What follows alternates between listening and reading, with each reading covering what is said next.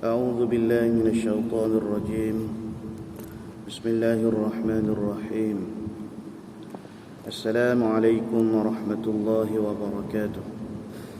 إلى حضرة النبي المصطفى رسول الله صلى الله عليه وآله وسلم وآله وأصحابه الكرام، وإلى أرواح مشايخنا وجميع معلمينا وذوي الحقوق علينا، وخصوصا إلى صاحب الكتاب الإمام شمس الدين أبو عبد الله محمد بن أحمد بن سيد الناس، وإلى جميع مشايخنا على طريقة أهل السنة والجماعة على نية الشفاء ورد البلاء ويقضى جميع الحاجات. شاء الله لهم الفاتحة. أعوذ بالله من الشيطان الرجيم. بسم الله الرحمن الرحيم. الحمد لله رب العالمين الرحمن الرحيم مالك يوم الدين إياك نعبد وإياك نستعين اهدنا الصراط المستقيم صراط الذين أنعمت عليهم غير المغضوب عليهم ولا الضالين آمين يا رب العالمين. اللهم صل صلاة كاملة وسلم سلاما تاما على سيدنا محمد الذي تنحل به العقد وتنفرج به الكرب وتقضى به الحوائج وتنال به الرغائب وحسن الخواتيم ويستسقى الغمام بوجهه الكريم وعلى آله وصحبه في كل لمحة ونفس بعدد كل معلوم لك. الحمد لله رب العالمين، والصلاة والسلام على أشرف الأنبياء والمرسلين وعلى آله وصحبه أجمعين. سبحانك لا علم لنا إلا ما علمتنا إنك أنت العليم الحكيم، ولا حول ولا قوة إلا بالله العلي العظيم. رب اشرح لي صدري ويسر لي أمري واحلل عقدة من لساني يفقه قولي، وسدد لساني واهد قلبي بحق سيدنا وجدنا رسول الله صلى الله عليه وسلم. يا أيها الذين آمنوا اصبروا وصابروا ورابطوا واتقوا الله لعلكم تفلحون. اللهم أرنا الحق حقا وارزقنا اتباعه. Ya Allah, ya Tuhan kami, tunjukkanlah kepada kami yang benar itu sebenar-benarnya, dan jadikanlah kami di kalangan orang yang mengikuti akan kebenaran. Wa arinal batila batilan warzuqna ijtinabah. Ya Allah, tunjukkanlah kepada kami yang batil, yang sesat itu sebenar-benarnya sesat, dan jauhkanlah kami daripada mengikuti akan kebatilan dan kesesatan.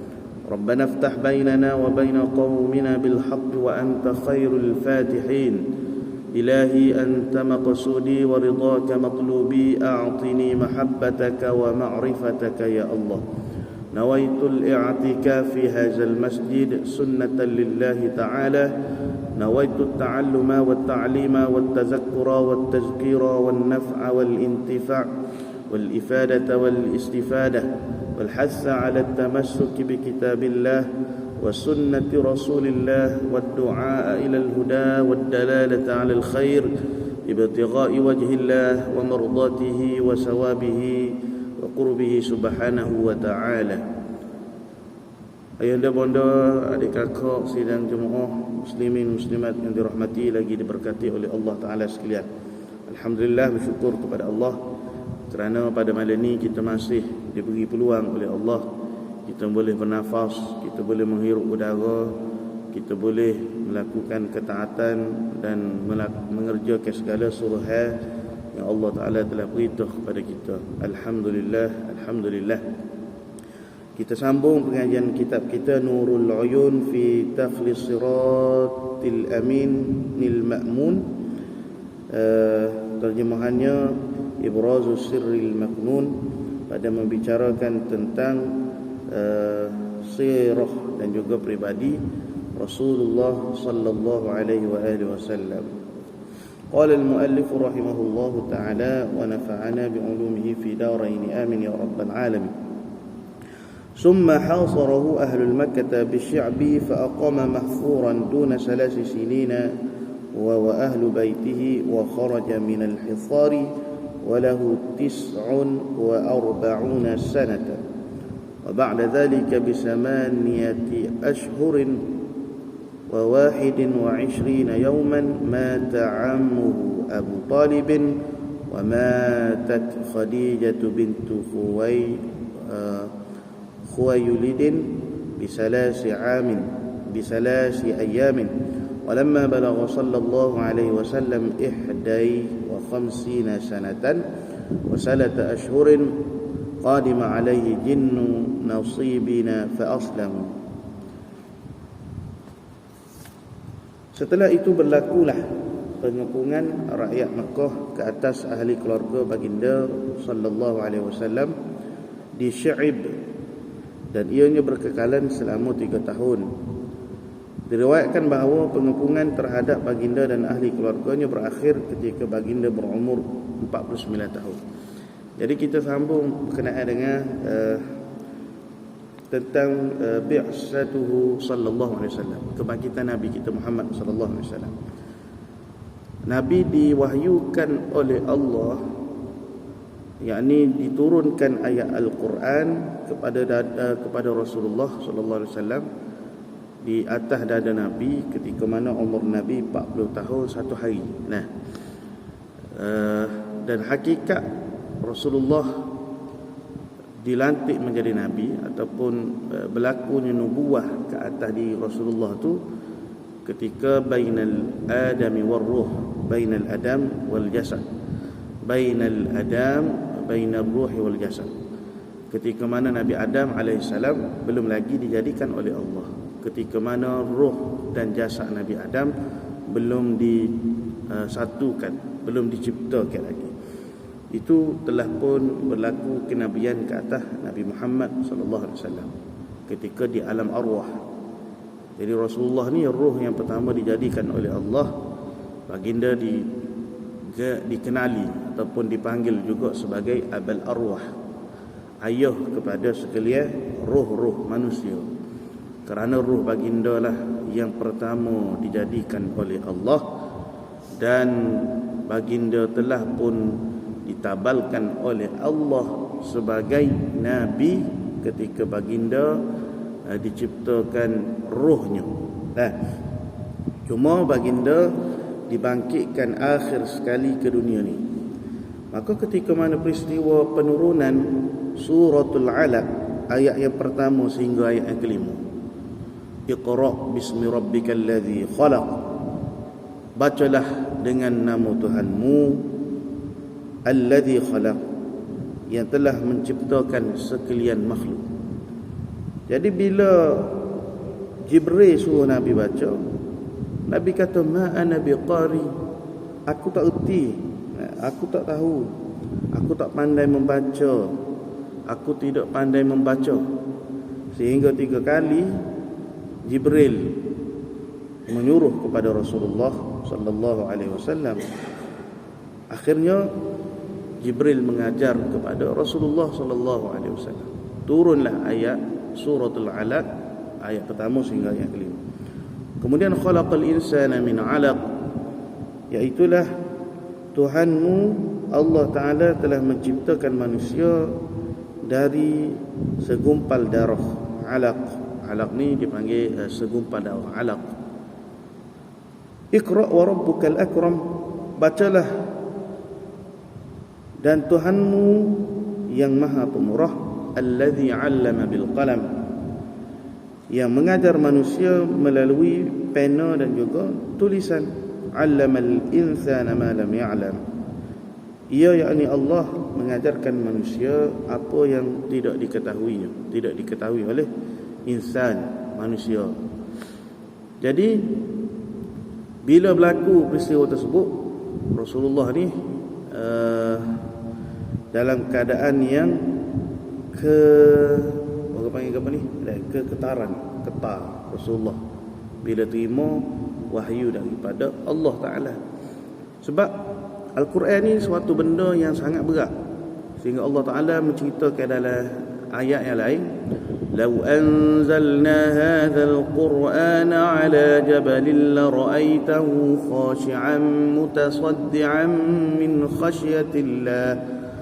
Sekiranya kami turunkan Al-Quran itu ke atas bukit bukau, ala jabal, bukit bukau, gunung ganai, khashi'an mutasaddian min khasyatillah, maka akan hancur lebu, akan pecah, akan musnah, akan kita kata berat bukit itu, hancur lebu. Kerana apa? Kerana takut, kerana gerun kepada Allah. Bahkan setiap ayat-ayat yang turun kepada Rasulullah sallallahu alaihi wasallam, kalau kita tengok dalam keadaan nuzul turunnya Quran ni, dia ada pelbagai cara. Nah, di antaranya wahyu yang Allah Ta'ala nak ayat kepada Nabi itu, Allah putuskan ataupun Allah jadikan Jibril alaihissalam sebagai perantara. Jibril mari khabar daripada Allah, lalu disampaikan kepada baginda Nabi Muhammad sallallahu alaihi wasallam. Seperti mana peristiwa di Gua Hira inilah. Yang kedua, Nabi mendapat wahyu melalui mimpi yang benar. Nabi tidur, lalu Nabi melihat setiap ayat yang Allah Ta'ala turunkan ke atas dada Nabi Muhammad sallallahu alaihi wasallam. Kemudian ada satu keadaan yang paling berat bila Nabi menerima wahyu, iaitu seperti bunyi loceng berat, sehingga diceritakan apabila wahyu diturunkan ke atas dada Nabi, ketika Nabi berada di atas unta tunggangannya, maka unta itu akan terduduk kerana beratnya wahyu yang Allah Ta'ala turunkan ke atas dada Rasulullah sallallahu alaihi wasallam. Maka apabila kita bandingkan, Allah kata bila wahyu ini diturunkan ke atas bukit bukau, gunung ganai akan pecah. Sebab apa? Sebab tak dapat nak menanggung, tak dapat nak menampung betapa beratnya, betapa besarnya, betapa kita kata kuatnya, dahsyatnya ayat-ayat Al-Quran itu.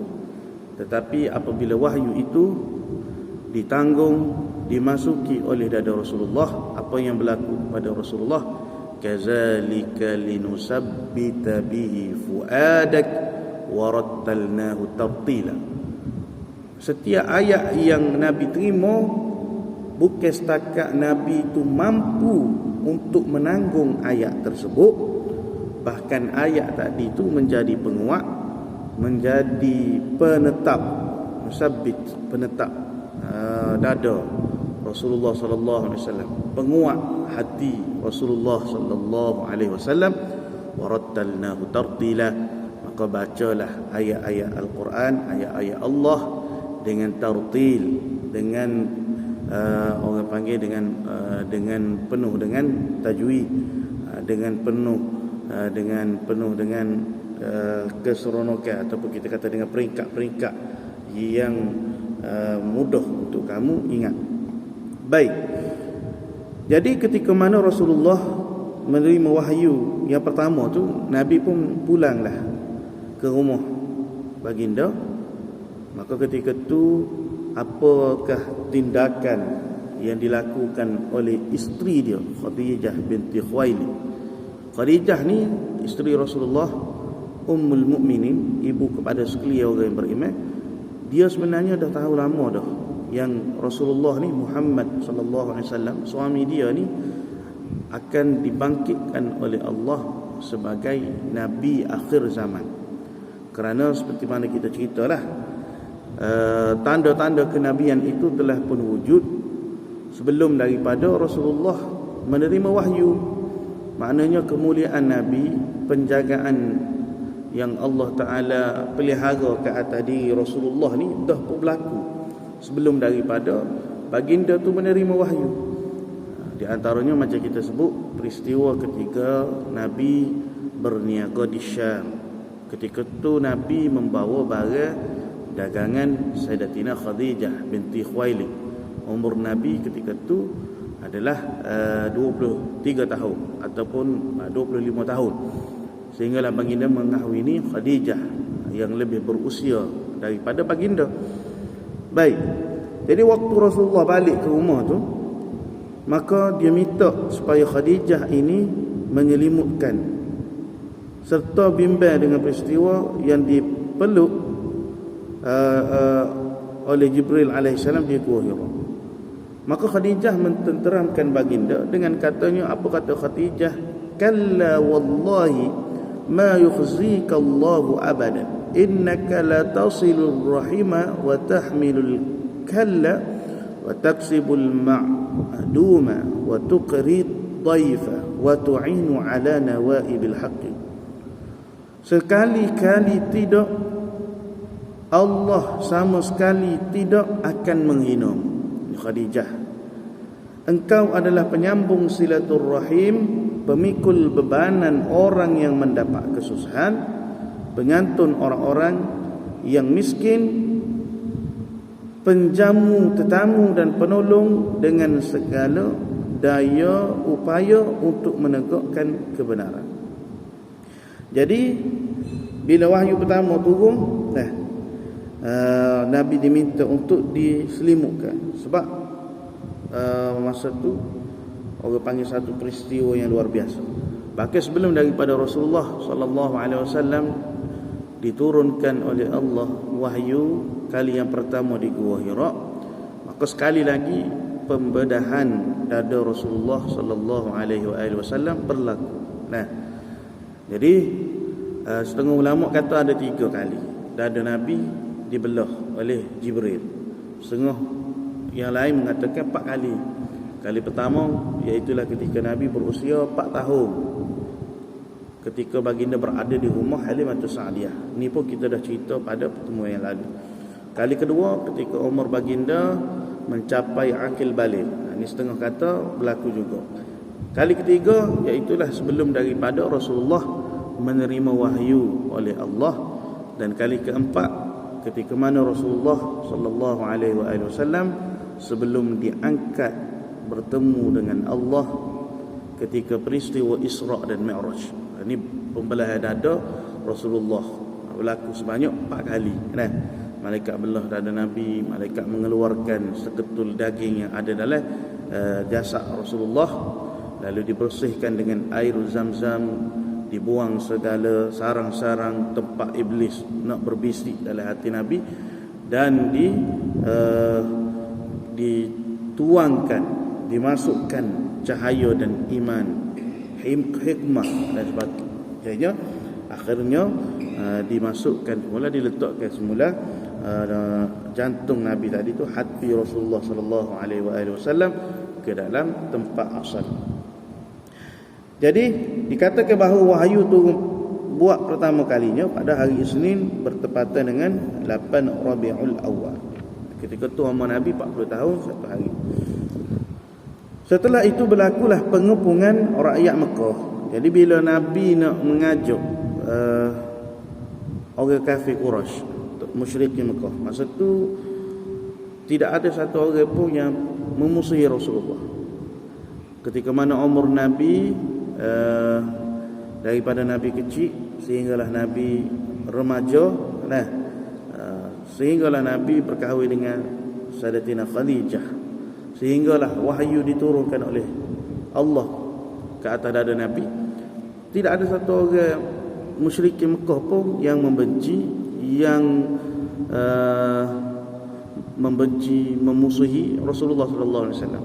Kerana dia sedar Nabi kita tu seorang yang amanah, seorang yang jujur, seorang yang sangat dipercayai. Sehinggalah bila Nabi menerima tugas risalah daripada Allah untuk dia mengajak kaum dia supaya mentauhidkan Allah, meninggalkan ajaran penyembahan berhala. Jadi ketika tu orang Arab jahiliyah ni, musyrikin Mekah ni, dia sudah terbiasa dengan kalimah Allah, kita kata. Jadi dia pun kenal Allah. Sebab itu Allah Ta'ala kenal dengan makna di sini bukan kenal dengan sebenar-benar kenal, tapi dia ma'ruf. Panggilan ataupun kalimah Allah tu dikenali, ma'ruf di kalangan mereka. Seperti Allah Ta'ala kata, wala in sa'altahum man khalaqas samawati wal ard la yaqulunna Allah. Sekiranya kamu bertanya kepada mereka, wahai Muhammad, yakni kalau kita tanya kepada puak-puak musyrikin Mekah, puak-puak yang menyembah berhala tu, man khalaqas samawati wal ard, siapa yang menciptakan langit dan juga bumi, khalaqas samawati, langit dan juga bumi, la yaqulunna Allah, nescaya mereka tu akan berkata Allah lah yang mencipta. Tetapi dia percaya ni bukan makna dia beriman. Dia tahu Allah tu Tuhan, tapi dalam masa yang sama dia juga menyembah berhala. Kerana apa? Kerana bagi mereka berhala-berhala ini adalah simbolik kepada penyembahan kepada Allah. Jadi dia sembah berhala, dia menganggap berhala ni memiliki sifat-sifat ketuhanan, berkuasa dan sebagainya. Bahkan berhala-berhala yang ada di sekitar Kaabah tu, Al-Uzza, Al-Latta, semua tu, Al-Uzza wal-Latta tu sebenarnya nama-nama orang-orang yang soleh, orang-orang yang taat kepada Allah, orang-orang yang hebat melakukan ibadat kepada Allah. Setelah mana mereka ni meninggal, lalu dilukis rupa mereka. Setelah mana dilukis, akhirnya dibentukkan rupa mereka tu dalam bentuk patung, dan daripada patung itulah dijadikan sembahan, dijadikan tempat untuk melakukan ibadat. Jadi bila ditanya, sebenarnya sembah Allah ke tak? Sembah Allah, tapi sembah pada berhala. Ini hanyalah simbolik, katanya. Maka Rasulullah SAW nak buang benda tu, nak buang segala kesyirikan, nak ajak kepada seluruh penduduk Mekah tu. Dan penduduk Mekah tu bukanlah orang yang asing bagi baginda, bahkan kaum kerabat dia sendiri, saudara mara dia sendiri, orang yang dekat dengan Nabi. Daripada kecil Nabi dibesarkan di kalangan mereka. Maknanya Nabi ni memang lahir daripada mereka. Jadi Nabi nak buat belaka kalau sebagai penyembahan selain daripada Allah. Nabi membawa dakwah tauhid, dia panggil dakwah yang mengesahkan Allah, supaya meninggalkan kesyirikan, supaya Allah itu tidak disekutukan dengan sesuatu. Ilahum ma'allah, kata Allah dalam Quran. Ada lagi tak Tuhan hak bersama dengan Allah, hak selain daripada Allah? Maka tak ada. Nah, sehingga Allah Ta'ala kata dalam ayat Quran, apa Allah kata? Sekiranya kalaulah ada dua Tuhan. Apa ayat dia tu? Terlupa. Kalaulah ada dua Tuhan, satunya di langit dan satunya di bumi, nescaya akan punah, akan rosak, nescaya akan binasa kedua-duanya. Maka Tuhan itu adalah Tuhan yang Maha Esa, Tuhan yang kita imani pada hari ini, yang tidak ada sekutu baginya, yang tidak ada yang sebanding. Walam yakul lahu kufuwan ahad, tidak ada pun yang sebandingnya, yang semisal. Laisa kamislihi syai', yang menyerupai dialah yang ghaibul ghuyub, Tuhan yang gaib. Tuhan yang tidak diketahui hakikat zatnya. Tidak ada orang pun boleh cerita tentang hakikat zat ketuhanan. Bahkan Sayyidina Ali sebut apa, tafakkaru fi khalqillah wa la tafakkaru fi zatih.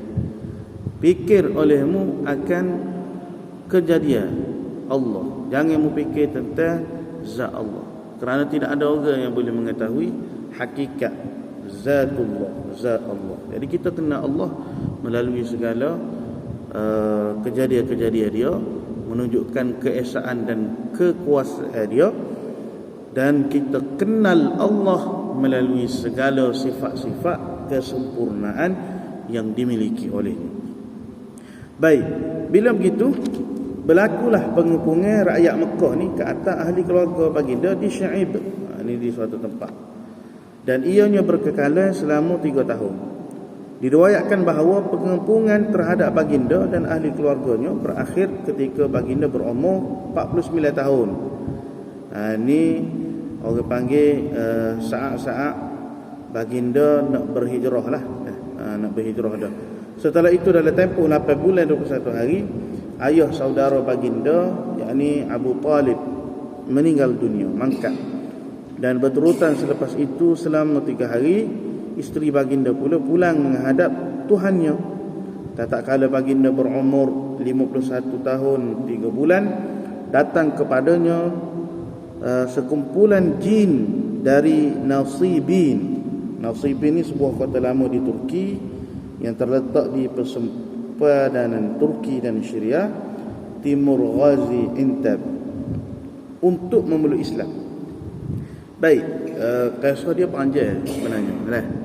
Bagaimana penindasan, bagaimana perbuatan-perbuatan Abu Jahal, Abu Lahab, terhadap Rasulullah sallallahu alaihi wasallam, penyiasat-penyiasat yang dibuat oleh penduduk Mekah, musyrikin Mekah ni terhadap orang Islam. Sahabat-sahabat Nabi, Sayyidina Bilal bin Rabah misalnya diseksa, bahkan Sumayyah dibunuh oleh puak-puak jahiliyah. Jadi puak-puak musyrikin Mekah ni, pembesar-pembesar Mekah ni, dia orang berani menyeksa umat Islam semahu yang mereka kehendaki. Tetapi Rasulullah sallallahu alaihi wasallam ini, Allah Ta'ala beri kepada Nabi satu kebesaran. Allah campur ke dalam hati orang-orang musyrikin rasa gerun ketika melihat Rasulullah sallallahu alaihi wasallam.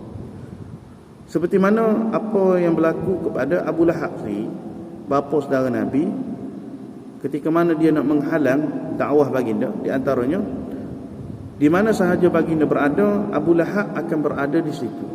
Jadi Abu Lahab ni macam kita rajak lah, dia ni orang yang paling gembira lah di saat ketika Nabi Muhammad dilahirkan.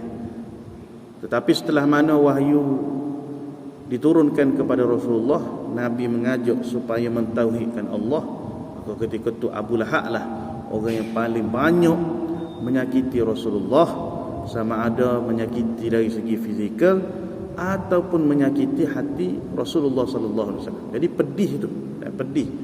Maknanya bukan orang yang jauh dengan kita, tapi orang yang dekat dengan kita yang menghalang, yang menyakiti pak saudara Nabi, kan? Jadi pedih tu bukan setakat Rasulullah yang merasai kepedihan. Allah tambahkan lagi penyakit, Allah tambahkan lagi rasa sakit hati di dalam hati Abu Lahab. Fi qulubihim maradun fazadahumullahu marada wa lahum azabun alim. Jadi asalnya dia sayang kepada Nabi, asalnya dia cinta kepada Nabi bila dia dengar Nabi Muhammad sallallahu alaihi wasallam lahir. Tapi bila Nabi mengajak dia untuk mentauhidkan Allah, dia rasa cemburu, dia rasa sakit hati. Bahkan kebencian itu ditambah oleh Allah rasa yang kuat, kesakitannya. Ini Abu Lahab. Macam kita kata, luka yang pedih lalu diperuh asal 5 di atas luka tu. Pedih yang sangat. Jadi begitulah hal ataupun keadaan yang kita boleh gambarkan di dalam hati Abu Lahab ni. Dia benci kepada Rasulullah yang asalnya dia sayang, dia cinta waktu Nabi dilahirkan. Tapi disebabkan dia tak boleh nak terima apa yang Nabi bawa, Allah tambahkan kebencian dalam hati Abu Lahab. Bahkan Allah Ta'ala menceritakan, Allah melaknat Abu Lahab ini di dalam suratul Masad. Tabbat yada abi lahabin wa tab. Terbelenggulah kedua-dua tangan Abu Lahab. Jadi ketika baru sahaja baginda memulakan perbicaraan dakwahnya, ini kejahatan yang dibuat oleh Abu Lahab terhadap fizikal Nabi, Abu Lahab akan memotong kata-kata baginda dengan katanya, jangan kamu ikut dia kerana dia adalah seorang yang mengikuti syariat Nabi-Nabi terdahulu, atau dia adalah penyembah bintang atau dewa-dewa, dia adalah pendusta. Itu di antara perkara yang dilakukan oleh Abu Lahab. Lalu Abu Lahab juga menuduh Nabi ini sebagai orang yang berdusta, melempar batu ke arah Nabi sehingga berdarah kedua-dua tumit baginda yang mulia. Dan dia memerintahkan kedua-dua anaknya yang berkahwin dengan anak-anak Nabi sallallahu alaihi wasallam, iaitu Ruqayyah dan Ummi Kalsum, supaya bercerai. Jadi anak Nabi Ruqayyah dan juga Ummi Kalsum, mereka berkahwin dengan Abu Lahab. Sebab ada di antara anak Abu Lahab tu yang memeluk Islam. Itu yang dibuat oleh Abu Lahab. Kemudian apa pula yang dibuat oleh Abu Jahal? Abu Jahal ni nama dia Amr bin Hisham, Umar bin Hisham. Di antara dua Umar yang pernah didoakan oleh Nabi. Nabi minta dengan Allah supaya Allah Ta'ala mengislamkan dua Umar. Jadi Abu Jahal ni orang yang lain, Abu Lahab ni orang yang lain. Abu Jahal ni dia orang yang sangat cerdik, sehingga dia dikenali oleh penduduk Mekah sebagai Abul Hakam, bapa kepada orang yang pintar. Dia cerdik, dia diberi oleh Allah kecerdasan, kan? Banyak perkara dia hebatlah, mana dia ni orang yang hebat. Jadi Rasulullah pernah minta dengan Allah supaya Allah memilih di antara dua Umar agar Islam itu semakin kuat. Begitu juga Umar Al-Khattab, beliau ni sudah dikenali oleh masyarakat Arab Jahiliyah, orang yang berani, orang yang hebat dalam pertempuran. Bahkan tak ada siapa pun hak berani mencabar, hak nak bermusuh, nak bertempur, nak melawan dengan Umar Al-Khattab. Jadi Nabi minta dengan Allah supaya Allah memilih di antara Umar ibn Al-Khattab dengan Umar ibn Hisham. Jadi Allah memperkenankan doa Rasulullah. Akhirnya Allah memilih Umar ibn Al-Khattab untuk memeluk Islam. Allah memberi hidayah. Bagaimana kisah Sayyidina Umar memeluk Islam? Iaitu ketika mana beliau berada di rumahnya, lalu dia terdengar bacaan ayat suci Al-Quran yang dibacakan oleh adik perempuan dia. Surah Taha. Taha ma anzalna 'alaikal Qur'ana litashqa illa tadhkiratan liman yakhsha. Jadi bila dengar ayat tu, terdetik hati Umar, berasa pedih, berasa runtun jiwa, kita kata. Lalu dia tanya kepada adik dia, membaca kepada dia tadi, kan? Adik perempuan dia kata itulah ayat-ayat suci Al-Quran. Maka ketika tu juga hati dia terbuka untuk memeluk Islam. Kalau begitu baru aku berjumpa dengan Muhammad sallallahu alaihi wasallam. Sedangkan kedua-dua Umar ini, Umar ibn Hisham dan Umar ibn Al-Khattab, mereka lah kedua-dua ni orang yang kuat memusuhi Nabi. Bahkan Umar Al-Khattab ini pernah berniat nak bunuh Rasulullah sallallahu alaihi wasallam, arahan daripada pembesar-pembesar Quraisy. Tapi setelah mana dia dengar ayat suci Al-Quran yang dibaca oleh adik perempuan dia, sekaligus dalam masa yang sama runtun, jatuh hati dia kepada agama Islam, kan? Memeluk Islam. Maka Umar Al-Khattab diberi keimanan, diberi cahaya Islam, diberi keistimewaan, dimuliakan oleh Allah kerana dia memeluk Islam. Manakala Umar ibn Hisham yang dipanggil pada awalnya sebagai Abul Hakam, tetapi dia memusuhi Nabi, menyakiti Rasulullah, akhirnya dia dipanggil sebagai Abul Jahal, bapa kepada jahil. Jadi bapa kepada jahil ni maksud dia apa? tidak mahu menerima kebenaran. Itu makna jahil. Nah, jahil kalau istilah orang kita tak ertilah bodoh. Nah, kita panggil. Tapi makna sebenar jahil ni makna menolak kebenaran. Maka dipanggil Abu Jahal, bapa pada kejahilan. Jadi apabila ada penduduk Mekah yang ada kedudukan dalam masyarakat masuk Islam, Abu Jahal akan bercakap kasar dan mengejeknya. Kamu telah meninggalkan agama bapamu, sedangkan bapamu lebih mulia daripada kamu. Kami menganggap kamu sebagai tidak siuman dan akan menuduh kamu sebagai orang yang bodoh, dan kami akan merosok citeramu dan kemuliaanmu. Ini perbuatan Abu Jahal. Jika ada yang masuk Islam di kalangan pedagang pula, dia akan ugut, kami akan menjadikan perdaganganmu ni rugi dan kami akan membinasakan dan memusnahkan harta kamu. Maknanya dia hasad adalah masa tu. Dan jika daripada kalangan orang biasa yang lemah memeluk Islam, Abu Jahal akan memukulnya dan mengajak orang lain untuk turut memukulnya. Jadi ada satu kisah bagaimana Allah Ta'ala nak menunjukkan mukjizat Nabi.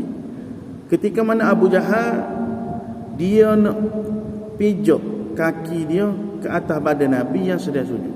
Rasulullah tengah sembahyang, Abu Jahal ni mari nak pijak badan Nabi. Tiba-tiba dia lari seperti dalam ketakutan. Waktu dia nak buat perbuatan itu, terkejut. Allah Ta'ala campak dalam hati dia, gerung. Ini dia panggil kamal jalal Allah yang Allah Ta'ala tajallikan ke atas badan Rasulullah sallallahu alaihi wasallam. Maka ditanya kepada Abu Jahal, apa yang melari seperti tengok rima, tengok atu kita kata. Maka kata Abu Jahal, aku melihat di antara aku dan Muhammad dipisahkan oleh parit yang sekiranya aku mendekatinya, nescaya aku akan terbakar.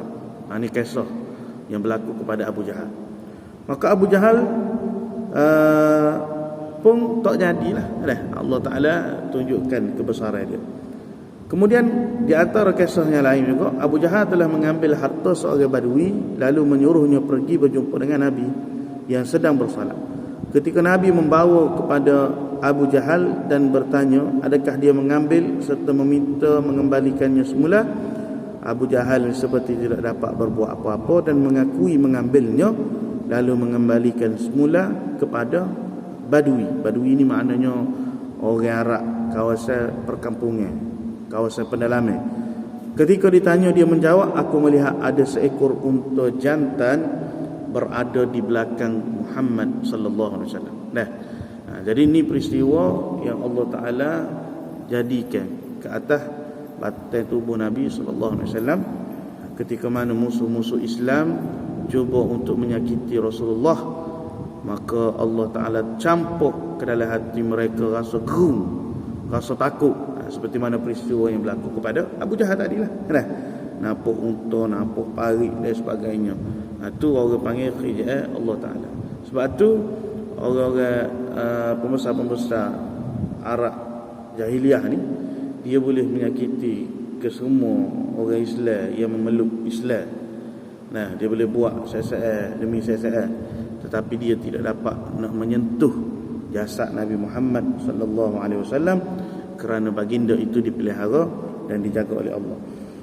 Baik, sehinggalah tahun ke-10 kenabian dipanggil sebagai Ammun Huzn, tahun kesedihan. Tahun Nabi kehilangan pak saudara dia Abu Talib, tahun Nabi kehilangan isteri dia Sayyidatina Khadijah, dan tahun itu jugalah Nabi diangkat oleh Allah di dalam peristiwa Isra dan Mi'raj. 3 tahun sebelum daripada Nabi berhijrah ke bumi Madinatul Munawwarah. Jadi ketika berumur 51 tahun 3 bulan, ini satu peristiwa bagaimana sekumpulan jin daripada Nasibin. Nasibin ini satu tempat di Turki. Mari ramai-ramai jin ni untuk memeluk Islam. Jadi sahabat Nabi kalau orang tanya ada masih hidup sampai hari ini? Ada. Ada. Siapa dia? Di kalangan jin-jin. Hak pernah buat perjanjian dengan Nabi. Ketika mana Nabi berumur 51 tahun. Sebab jin ni diberikan oleh Allah satu tempoh umur yang panjang. Dia akan mati juga, tapi diberikan umur yang panjang. hingga beratus tahun, beribu tahun jin. Jadi jin-jin ni ada sebahagian, ada sekumpulan mereka tu memeluk Islam sehingga kali inilah kan. Jin ni macam kita lah, ada Islam, ada yang kufur.